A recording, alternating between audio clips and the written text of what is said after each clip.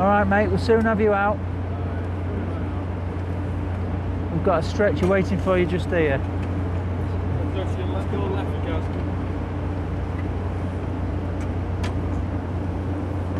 I've only got about a foot left, Gary, now.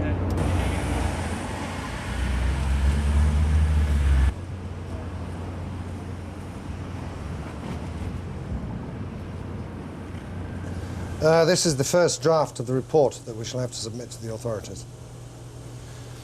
We have had 2 deaths from asphyxiation and a severely injured party with at least 1 bone fracture. A number of lessons can already be drawn from these incidents.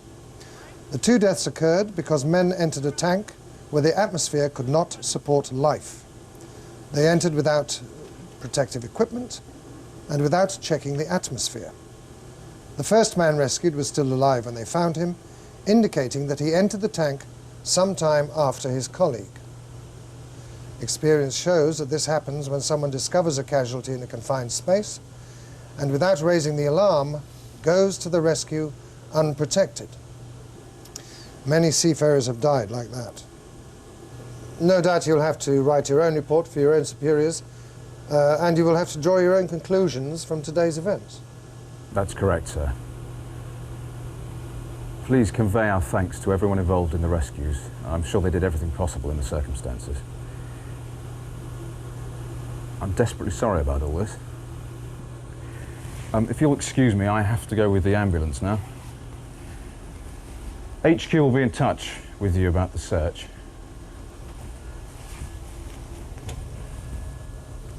My apologies.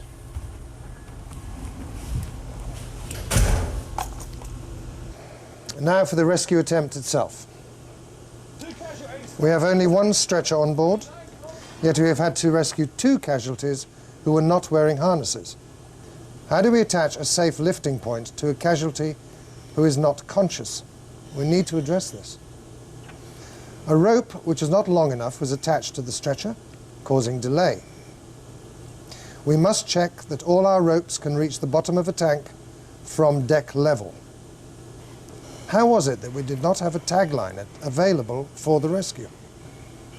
We must make sure that all the rescue equipment on board is familiar to everyone and that the right piece of equipment is employed correctly at all times. Now, this raises the issue of rescue drills and how often everyone should be involved in them. Some rescue situations involve very tight spaces which call for improvisation. For instance, how do you move someone on a stretcher in a double bottom area? Okay, guys, let's get That's why these things must be practiced so that no one is caught out in a real emergency.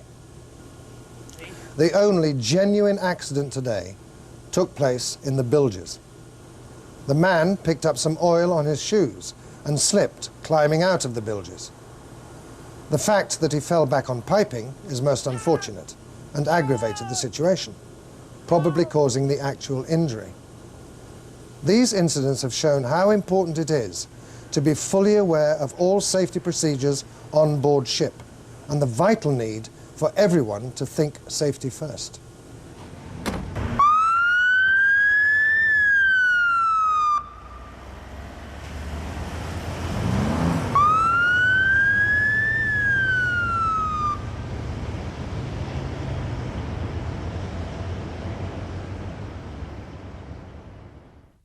The casualties in the story were not seafarers.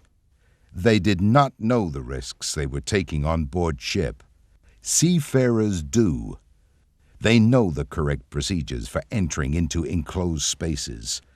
They know they should follow the correct rescue procedures and practice the use of equipment available on board. But despite that, too many seafarers die on board ship in similar circumstances. The vital lesson to be learned from this is that whatever we do, we must think safety first at all times.